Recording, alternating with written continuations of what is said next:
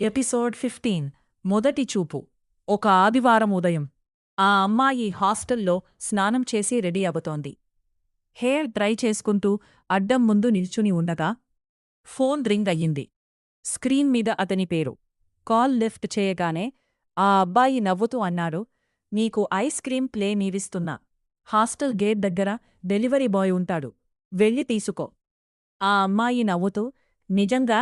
ఎందుకు ఇప్పుడు? అని అడిగింది. జస్ట్ అలా, నువ్వు హ్యాపీగా ఉంటావని అని చెప్పి కాల్ కట్ చేశాడు. కొన్ని నిమిషాల తర్వాత అన్నోన్ నంబర్ నుండి కాల్ వచ్చింది. మేడం, హాస్టల్ బయట ఉన్నా మీ పార్సల్ తీసుకోండి అని వినిపించింది. ఆ అమ్మాయి కిందకి వెళ్లడం మొదలుపెట్టింది. మనసులో ఒక్కటి ఆలోచన, ఇంత దూరం నుంచి కూడా నన్ను గుర్తుపెట్టుకొని ఐస్ క్రీం పంపించాడు. గేట్ దగ్గరికి చేరుకుంటూ చూస్తే ఒక వ్యక్తి హెల్మెట్ పెట్టుకున్నాడు.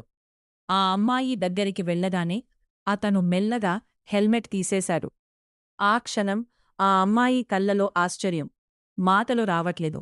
ఎందుకంటే డెలివరీ బాయ్ కాదు, అతనే వచ్చాడు.